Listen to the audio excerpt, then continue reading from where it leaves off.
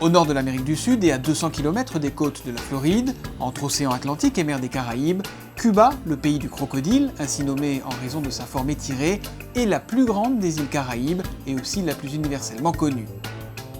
Christophe Colomb débarque à Cuba en 1492. Le monde gagne d'un coup un nouveau continent, les Amériques, et découvre le tabac.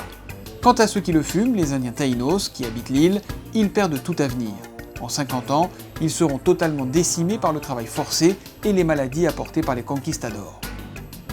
Base avancée pour la conquête du continent américain, Cuba devient une gigantesque plantation où la canne à sucre et plus tard le café et le tabac sont cultivés par des esclaves arrachés à leurs terres africaines.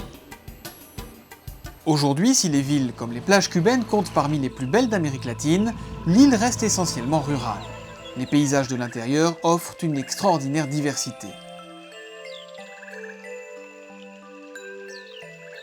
La vallée de Vignales, à 2 heures de la Havane, est particulièrement surprenante avec ses mogotes datant du Jurassique.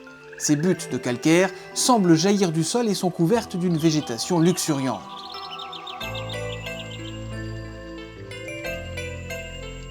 Calcaire oblige, la région est également célèbre pour ses grottes magnifiques. La grotte de l'Indien, parfaitement emménagée, vous permet même de naviguer sur une rivière souterraine. Le spectacle est grandiose. Tranquille petite bourgade, Vignales, avec ses maisons basses et leurs façades à colonnades peintes de multiples couleurs, mérite une petite pause. Outre ses trésors géologiques, la région tient sa richesse de ses terres cultivées et de ses paysans.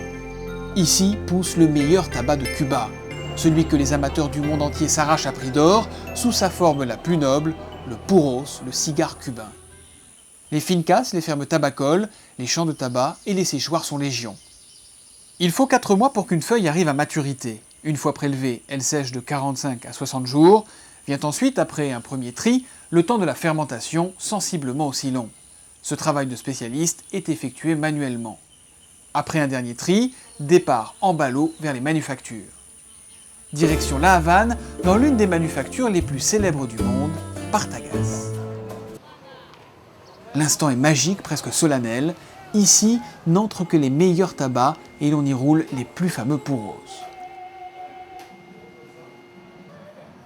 Les feuilles sont soigneusement triées, tripes, sous cape ou cape, à chacune sa destination en fonction de ses qualités. Le rouleur confectionne la tripe, l'intérieur du cigare, qu'il enroule ensuite dans la sous-cape, une feuille de tabac qui sépare la tripe de la cape. Une fois la poupée, c'est son nom, parfaite, on la met sous presse durant une vingtaine de minutes. Vient maintenant la délicate opération du roulage de la cape qui revêt entièrement le puros.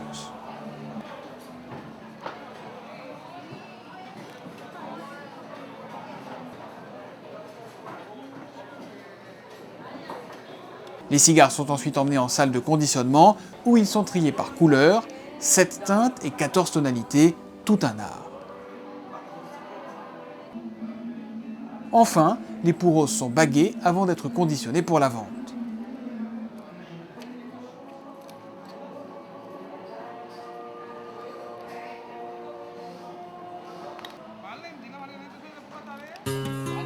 Chaque manufacture possède sa boutique. Ici, un salon est même spécialement dédié à la dégustation de ce produit 100% naturel et totalement fait à la main.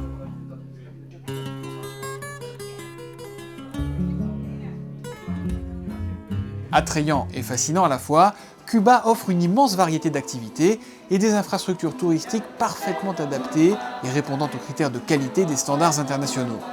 En matière de transport, l'île est parfaitement desservie.